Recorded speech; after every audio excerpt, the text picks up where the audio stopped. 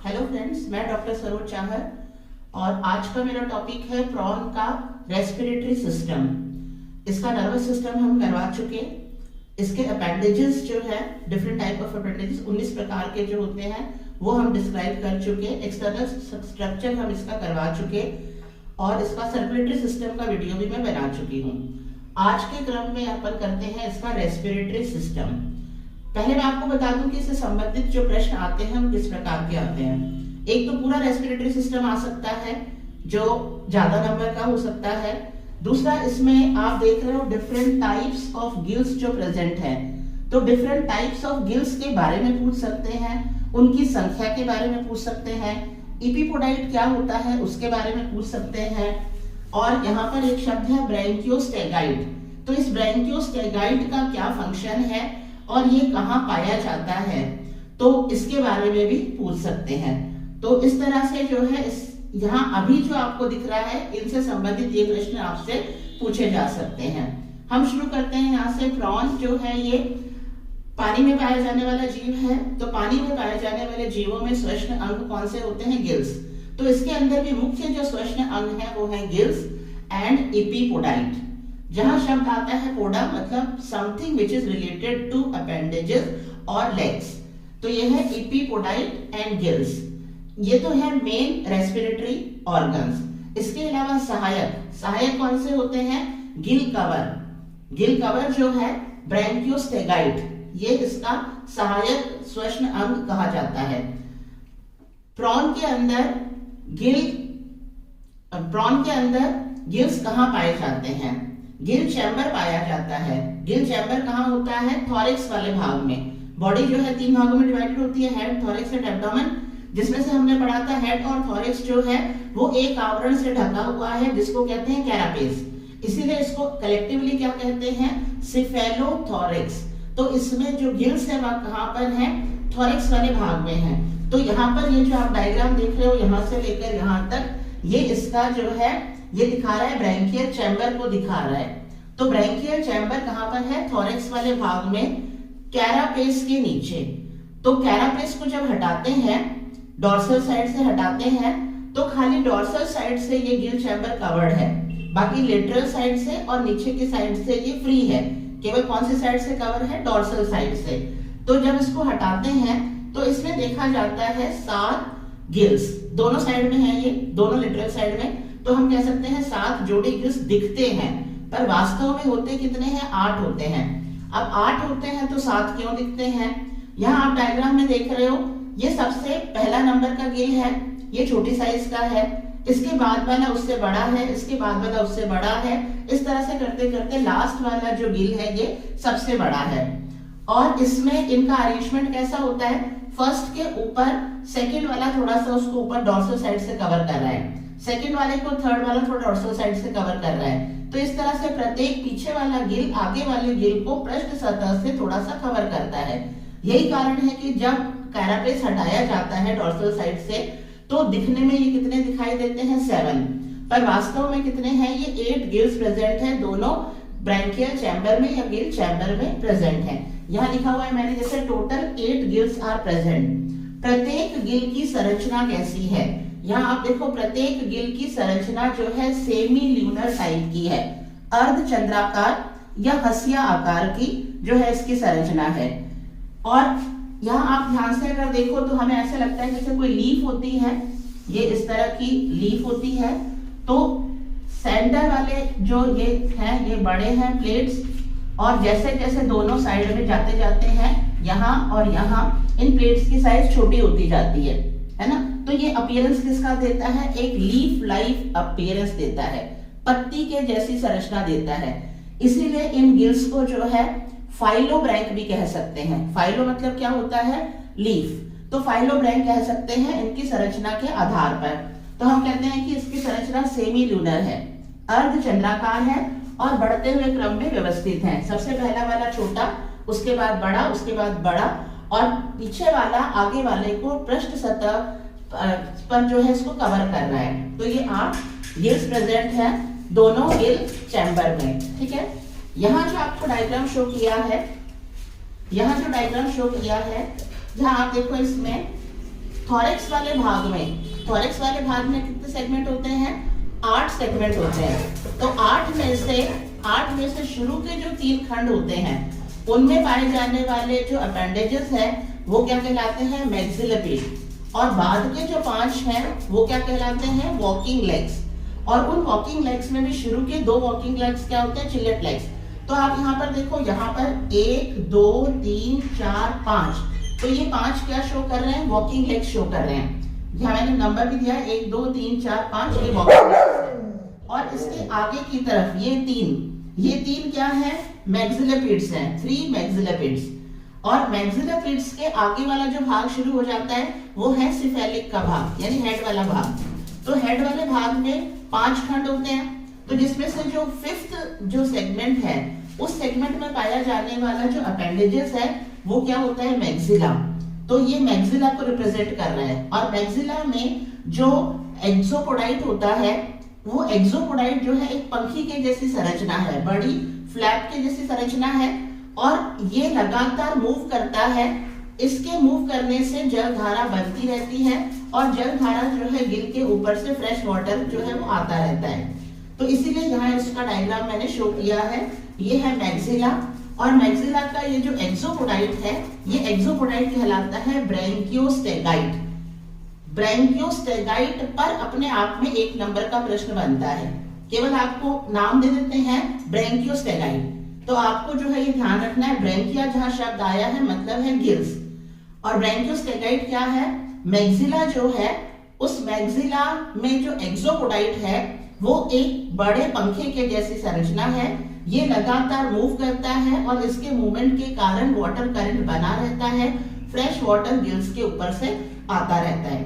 इसीलिए इसका अलग से क्वेश्चन बनता है।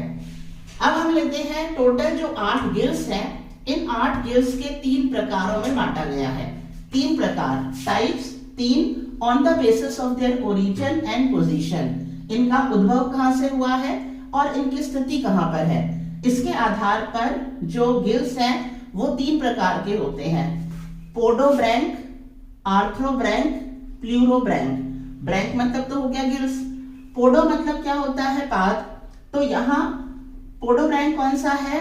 जो डायरेक्ट अपेंडेज के कॉक्सा वाले भाग से जुड़ा रहता है।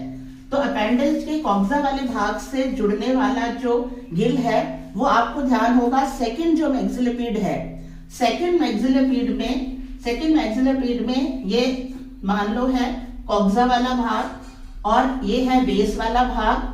और ये इसका हम बना देते हैं क्या है? 3 सेगमेंट में बना हुआ एंडोपोडाइट और सिंपल सा इसका एक्सोपोडाइट है, ये एक्सोपोडाइट है। और यहाँ पर एक होता है एपिपोडाइट और यहाँ दूसरा हम बनाते हैं, इस तरह का डायग्राम बनाया था, ये है वास्तविक गिल। तो ये कौन से भाग से जुड़ा हुआ है? इसके कॉक्सा वाले भाग से जुड़ा हुआ है। तो डायरेक्ट इसके कॉक्सा वाले भाग से जुड़ा हुआ है। ये कौन सा अपेंडेज है? 2nd नंबर का मैक्सिलोपीड। तो 2nd नंबर के मैक्सिलोपीड के कॉक्सा वाले भाग से एक वास्तविक गिल जुड़ा हुआ है, फर्स्ट वाला। तो ये फर्स्ट वाला जो है ये यहाँ लिखा है 2nd मैक्सिलोपीड के कॉक्सा वाले भाग से अटैच है एक। तो ये है पोडोब्रैंक। ठीक है, अब हम आते हैं यहाँ डायग्राम में भी आप देखो, यहाँ मैंने 1 2 3 जो मैक्सिलोपीड बनाए हैं 2nd मैक्सिलोपीड से इसको अटैच किया है। ठीक है, के कॉक्सा वाले भाग से। अब हम आते हैं 2nd टाइप है आर्थ्रोब्रैंक। आर्थ्रो मतलब क्या होता है? संधि। तो ये किससे जुड़ा हुआ है? गिल किससे जुड़ा हुआ है? ये जो अपेंडेज है वो अपने सेगमेंट के साथ में जहां संधि स्थल है तो उस संधि स्थल से गिल जुड़ा हुआ है। तो इसीलिए इनको क्या कहते हैं? आर्थ्रोब्रैंक। और ये संख्या में कितने हैं? 2। और कौन से वाले हैं? 3rd मैक्सिलोपीड। 3rd मैक्सिलोपीड में ये 3rd मैक्सिलोपीड है। 3rd मैक्सिलोपीड में ये 2 जो है गिल, 2nd और 3rd वाला जो गिल है, ये जो गिल है यहाँ जैसे मेंशन भी किया है आर्थ्रोब्रैंक।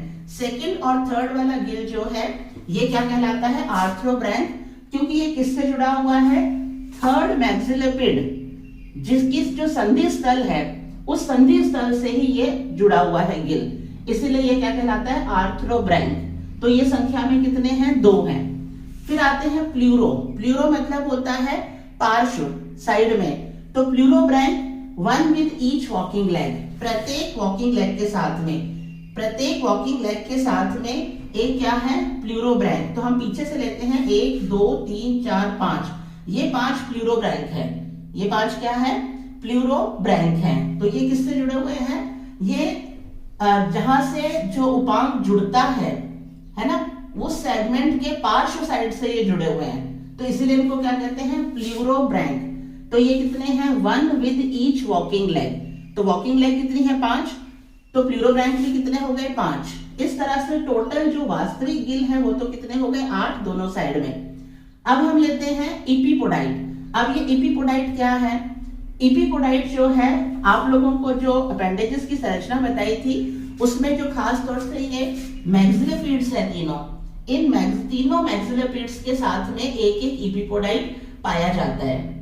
एक एक इपीपोडाइट कहाँ है, तीनों मैक्सिलोपीड में, यानी वन विद ईच मैक्सिलोपीड।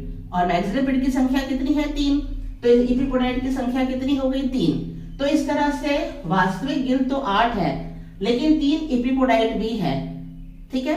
तो इस तरह से ये क्या हो गया इसका गिल्स की टाइप, गिल्स का टाइप और इनकी पोजीशन।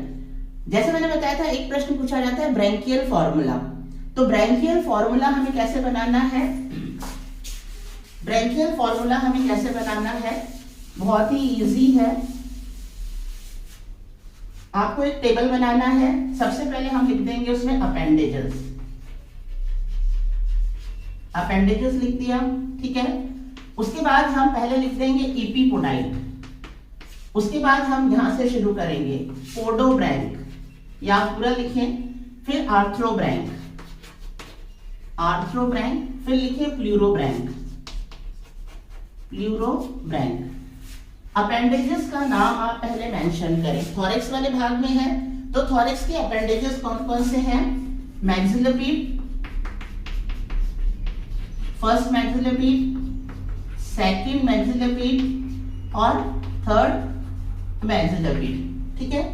फिर walking legs, first walking leg, second walking leg, third walking leg, fourth walking leg और फिफ्थ वॉकिंग लेग, यानी अपेंडेजेस के नाम पहले लिखते हैं। अब हम इपीपोडाइट, इपीपोडाइट कौन से अपेंडेजेस से जुड़े हुए हैं, प्रत्येक मैक्सिलोपीड से एक, तो यहां हम सिक्का लिख दें एक एक एक, प्रत्येक मैक्सिलोपीड से एक। पोडोब्रैंक, पोडोब्रैंक किसमें है, सेकंड नंबर का जो मैक्सिलोपीड है उससे अटैच है, तो यहां और 2 है संख्या में, ये हो गया पोडोब्रैंक। आर्थ्रोब्रैंक कौन से हैं, आर्थ्रोब्रैंक, आर्थ्रोब्रैंक सेकंड, पोडोब्रैंक एक ही है, सॉरी पोडोब्रैंक एक ही है जो सेकंड इससे जुड़ा हुआ है।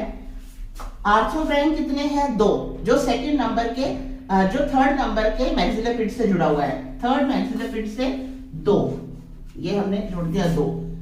और फिर क्या है लास्ट क्या है प्लूरोब्रैंक, प्लूरोब्रैंक प्रत्येक वॉकिंग लेग से एक, तो वॉकिंग लेग के सामने हम लिखते हैं 1 2 3 4 5 और फिर एक हम कॉलम बना दें टोटल का, एक हम कॉलम बना दें टोटल का।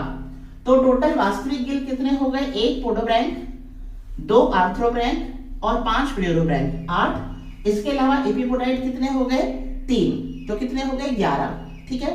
तो इस तरह से ये ब्रैंकियल फॉर्मूला पूछा जाता है। तो यहाँ इस वाले बोर्ड पर अभी जो आप देख रहे हो इसमें से जो प्रश्न बनता है वो क्या क्या बनता है, वास्तविक जो श्वसन अंग है वो है गिल्स एंड एपिपोडाइट, सहायक श्वसन अंग है ब्रैंकियोस्टेगाइड, इसके अलावा संख्या में कितने हैं 8, दिखते कितने हैं कैरापेस हटाने पर केवल 7, शेप कैसी है सेमील्यूनर, छोटे से बढ़ते हुए क्रम में है, 7 क्यों दिखते हैं क्योंकि पीछे वाले ने आगे वाले को डॉर्सल साइड जो है उसकी डॉर्सल साइड पर से कवर कर रखा है। टाइप कितने हो गए 3 on the basis of origin and position, और उसके बाद में ये है इसका फॉर्मूला ब्रैंकियल फॉर्मूला। यहाँ ये आपके सामने अब डायग्राम है स्ट्रक्चर ऑफ गिल, यानी एक गिल का डायग्राम, और दूसरा है ब्लड सर्कुलेशन इन गिल। इसको हम यहाँ डिस्क्राइब करते हैं प्रत्येक गिल की संरचना कैसी होती है। जैसे मैंने पहले बताया था एक लीफ लाइक अपीयरेंस है, क्योंकि ये लीफ लाइक अपीयरेंस है, पत्ती के समान संरचना है, इसीलिए हम इसको कह देते हैं फाइलोब्रैंक। हंसियाकार है, अर्धचंद्राकार या हंसियाकार संरचना है। प्रत्येक जो गिल है उसमें जो फर्स्ट गिल है वो छोटा है, उसके बाद बढ़ते क्रम में है 8 तक। प्रत्येक गिल के अंदर बिल्कुल मध्य वाले भाग में, यहाँ आप देख रहे हो, ये प्रत्येक गिल के मध्य वाला जो भाग है वहां पर गिल रूट होता है, और इस गिल रूट के द्वारा प्रत्येक गिल किससे जुड़ा होता है? थोरेसिक वॉल, यानी थोरिक्स की भित्ति के साथ में जुड़ा होता है, वक्ष की भित्ति के साथ में जुड़ा होता है। इस रूट के द्वारा, जिस तरह से पेड़ पौधों में रूट से क्या लेते हैं? पानी एब्जॉर्ब करते हैं और पानी के साथ मिनरल्स आते हैं, तो यहाँ इस रूट के द्वारा क्या एंटर करता है? यहाँ पर प्रत्येक गिल में नर्व एंटर करती है, और प्रत्येक गिल में ब्लड वेसल प्रवेश और निकलना कहां से होता है? इस गिल रूट के द्वारा। तो ये गिल रूट जो है, प्रत्येक गिल का जो बेस वाला भाग है, मिडिल लाइन है, इस मिड लाइन के बीच में एक गिल रूट है। गिल रूट इसको किससे जोड़ रही है? गिल को, इसको थोरैक्स की वॉल से, वक्ष की भित्ति से जोड़ती है, और यहाँ से नर्व एंटर करती है, और यहाँ से ब्लड वेसल प्रत्येक गिल में एंटर कर रहा है। अब हम यहाँ लेते हैं, यहाँ आप देखो ये जो मिड लाइन है ये इसकी बेस कहलाती है, और बेस के दोनों साइड में क्या है? गिल प्लेट्स हैं। जिस तरह से किताब होती है तो किताब में ये आधार वाला भाग होता है, और इस आधार वाले भाग से फिर पन्ने जुड़े रहते हैं पूरे। तो इस तरह से गिल प्लेट्स जुड़ी हुई हैं। तो ये आधार वाले भाग से प्रत्येक गिल प्लेट जो है वो 90 डिग्री का एंगल बनाती है, यानी 90 डिग्री पर ये जुड़े हुए हैं। और यहाँ पर्टिकुलर संरचना क्या है? ऊपर की साइड वाली प्लेट्स छोटी हैं, फिर ये बढ़ती जाएंगी, मध्य वाले भाग तक बढ़ेगी, फिर मध्य वाले भाग से पीछे की तरफ वापस इनकी साइज क्या होती जाएगी? छोटी होती जाएगी। तो इसी कारण से इसका अपीयरेंस कैसा आता है? एक पत्ती के जैसी संरचना ये जो है प्रतीत होती है। ये जो बेस लाइन है, इस बेस लाइन में, जैसे बुक का ये बेस लाइन है, तो इस बेस लाइन में नीचे की तरफ एक गहरी खांच होती है, तो ये क्या है? ग्रूव। ये जो गहरी खांच है इसके अंदर पूरा क्या जा रहा है? इसके अंदर यहाँ पर आप देखेंगे मीडियन लॉन्गिट्यूडिनल चैनल। तो ये जो खांच है बीच में, इस खांच के नीचे पूरी क्या जाती है? प्रत्येक गिल में अपनी मीडियन लॉन्गिट्यूडिनल चैनल जो है जाती है। और यहाँ साइड में ये जो लाइन है बाउंड्री, तो यहाँ कौन से चैनल जाते हैं? यहाँ पर जाते हैं ये वाली लॉन्गिट्यूडिनल चैनल्स, जो क्या कहलाएंगी? Lateral longitudinal channel. यानी यहाँ पर क्या, कौन से चैनल है? Lateral longitudinal channel. तो ये एक गिल की संरचना है। अब हम लेते हैं इसके अंदर जो ब्लड का सर्कुलेशन होता है वो किस प्रकार से होता है। जैसे हमारे अंदर रुधिर का शुद्धिकरण किसमें होता है? लंग्स में होता है। इम्प्योर ब्लड जो है वो पल्मोनरी आर्टरी के द्वारा लंग्स में जाता है प्योरिफिकेशन के लिए, फिर प्योर होने के बाद में वो पल्मोनरी वेन के द्वारा जो है हमारे लेफ्ट ऑरिकल में लाया जाता है। तो उसी तरह से प्रॉन के अंदर ब्लड का प्योरिफिकेशन कहाँ पर होगा? गिल्स में, यानी प्रत्येक गिल तक अशुद्ध रुधिर लाया जाएगा। तो यहाँ अब हम इस डायग्राम को एक्सप्लेन करते हैं। प्रत्येक गिल के अंदर 3 लॉन्गिट्यूडिनल ब्लड चैनल्स होते हैं। कितने होते हैं? 3 लॉन्गिट्यूडिनल ब्लड चैनल्स होते हैं। और इन 3 में से कौन कौन से हैं? एक तो है median longitudinal channel. Median longitudinal channel कहाँ बताया मैंने? ये जो गिल है, प्रत्येक गिल में जो बेस वाला भाग है, इस बेस वाले भाग में जो खांच है नीचे की साइड में, उसमें उपस्थित है मीडियन लॉन्गिट्यूडिनल चैनल। और दोनों साइड में क्या है? दोनों साइड में है lateral longitudinal channel. Lateral longitudinal channel एक दूसरे से आपस में कनेक्टेड है ट्रांसवर्स कनेक्टिव्स के द्वारा। ये टी कनेक्टिव्स लिखा हुआ है। ये लेटरल चैनल आपस में एक दूसरे से किससे कनेक्टेड है? ट्रांसवर्स कनेक्टिव्स के द्वारा कनेक्टेड है। इम्प्योर ब्लड पूरे शरीर से किसके द्वारा लाया जाता है? एफरेंट ब्रैंकियल चैम्बर के द्वारा। किसके द्वारा आएगा? Efferent branchial chamber. 6 efferent branchial channel है, सॉरी ये एफरेंट ब्रैंकियल चैनल। टोटल 6 जोड़ी एफरेंट ब्रैंकियल चैनल होते हैं। तो एफरेंट ब्रैंकियल चैनल, प्रत्येक एफरेंट ब्रैंकियल चैनल एक गिल में जो है अशुद्ध रुधिर लेकर आएगा। और कहां से एंटर करेगा? जैसे यहाँ बताया था, गिल रूट से।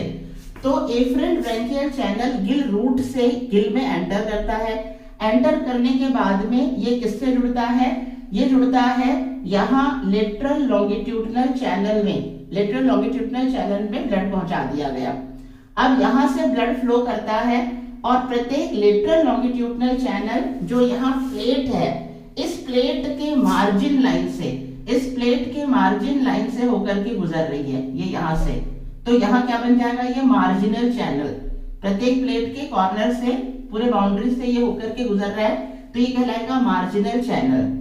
तो जिस समय यह अशुद्ध रुधिर जो एफरेंट ब्रैंकियल चैनल के द्वारा आया, ये लेटरल लॉन्गिट्यूडनल चैनल से होकर जब मार्जिनल चैनल से होकर गुजरता है, तो यहाँ वो जगह है जहां पर होता है exchange of oxygen and carbon dioxide, यानी ब्लड के अंदर उपस्थित जो कार्बन डाइऑक्साइड है वो विसरण विधि के द्वारा बाहर जाने वाले पानी में चली जाती है, और बाहर से जो पानी फ्रेश वाटर आया है उसमें जो ऑक्सीजन है वो जो है ब्लड में आ जाती है। अब ब्लड क्या हो जाता है, प्योर, यानी ये मार्जिनल चैनल जो है ये है site of oxygen and carbon dioxide exchange की साइट है ये। अब जो ब्लड है वो क्या हो गया, प्योर। तो प्योर ब्लड कहाँ पहुंचा दिया जाता है, प्योर ब्लड पहुंचा दिया जाता है मीडियन लॉन्गिट्यूडनल चैनल में, यानी कहां पर, ये जो बेस वाला भाग है, ग्रूव के नीचे जो चैनल है वहां पर। तो इस मीडियन लॉन्गिट्यूडनल चैनल से अब जो चैनल बाहर निकलता है वो कहलाता है efferent branchial channel. Efferent branchial channel जो बाहर आ रहा है, तो इस इफरेंट ब्रैंकियल चैनल में अब कैसा ब्लड है, प्योर ब्लड है। तो ये प्योर ब्लड कहां पहुंचा दिया जाता है, पेरिकार्डियम में। हमने पढ़ा था इसका ये हार्ट है ट्रायंगुलर और इसके बाहर ये पेरिकार्डियम है। तो इफरेंट ब्रैंकियल चैनल जो 6 जोड़ी हैं, तो प्रत्येक इफरेंट ब्रैंकियल चैनल जो है वो कहां पहुंचाता है प्योर ब्लड को, पेरिकार्डियम में, और पेरिकार्डियम से ये ब्लड कहां आ जाता है, हार्ट में आ जाता है, और अब हार्ट इसको प्योर ब्लड को शरीर के विभिन्न भागों तक ले जाने का काम करता है। तो इस तरह से यहाँ पर हमने पढ़ा एक गिल की स्ट्रक्चर और ब्लड सर्कुलेशन इन गिल। ये वाला जो पॉइंट है इसका, ये वाला पॉइंट आपने जो इसका सर्कुलेटरी सिस्टम पढ़ा है उसके अंदर भी ये चीज क्लियर की गई है। यहां आप देख रहे हो मेन श्वसनांग तो हो गए गिल्स, उनके अलावा सहायक श्वसनांग। तो सहायक श्वसनांग में हो जाएंगे एपिपोडाइट्स और ब्रैंकियोस्टेगाइड, और यहाँ डायग्राम बनाया है स्कैफोग्नेथाइड। तो स्कैफोग्नेथाइड किस तरह से हेल्प करता है लगातार फ्रेश वाटर को आने के लिए, गिल्स के ऊपर से आने के लिए। तो पहले हम लेते हैं एपिपोडाइट कहाँ पाए जाते हैं। एपिपोडाइट जो है, 3 जो मैक्सिलोपीड हैं थॉरेक्स वाले भाग के, फर्स्ट, सेकंड और थर्ड तो अपेंडेजेस हैं, वो मैक्सिलोपीड हैं। तो तीनों मैक्सिलोपीड का डायग्राम बनाया है मैंने, फर्स्ट मैक्सिलोपीड, सेकंड मैक्सिलोपीड एंड थर्ड मैक्सिलोपीड। तो तीनों मैक्सिलोपीड का जो एक्सोपोडाइट वाला भाग है उसके यहाँ पर आप देखो ये है एपिपोडाइट जो कॉक्सा वाले भाग से जुड़े हैं फर्स्ट में। सेकंड में आप देखो यहाँ पर कॉक्सा वाले भाग से एक एपिपोडाइट है, और थर्ड वाले भाग में भी देखो यहाँ पर कॉक्सा वाले भाग से एक एपिपोडाइट है। यानी प्रत्येक जो मैक्सिलोपीड है उसमें एक एपिपोडाइट उपस्थित है। जो लीफ लाइक स्ट्रक्चर है, पत्ती के जैसी संरचना है, अत्यधिक संवहनी संरचना है। तो यहाँ जो है ये एपिपोडाइट लगातार क्या करते हैं, मूव करते हैं, और लगातार मूव करने के कारण वाटर करंट बना रहता है, और वाटर करंट जो है वो गिल चैम्बर के और गिल्स के ऊपर से जो है बना रहता है। तो जिस समय फ्रेश वाटर उसके ऊपर से गुजरता है तो वहां पर विसरण विधि के द्वारा जो है ब्लड में उपस्थित कार्बन डाइऑक्साइड तो पानी में चली जाती है, और पानी में उपस्थित ऑक्सीजन जो है वो ब्लड में पहुंच जाती है। इस तरह से ब्लड का प्योरिफिकेशन होता है। तो एपिपोडाइट जो कहाँ उपस्थित है, प्रत्येक मैक्सिलोपीड में एक एपिपोडाइट उपस्थित है। फर्स्ट मैक्सिलोपीड में ये सेकंड का डायग्राम है, सेकंड के साथ में एक वास्तविक गिल भी है जिसको पोडोब्रैंक कहते हैं, और ये थर्ड मैक्सिलोपीड का डायग्राम है। तो एक तो हो गया एपिपोडाइट्स। अब आते हैं हम ब्रैंकियोस्टेगाइड। ब्रैंकियोस्टेगाइड यानी गिल कवर, गिल का आवरण। गिल कवर या गिल का जो आवरण होता है वो भी अत्यधिक संवहनी होता है, और इसके अंदर कई ब्लड लैक्यूनी पाए जाते हैं। हमने पढ़ा सर्कुलेटरी सिस्टम में ओपन टाइप का है, तो कैपिलरीज तो है नहीं और वेन्स भी नहीं है।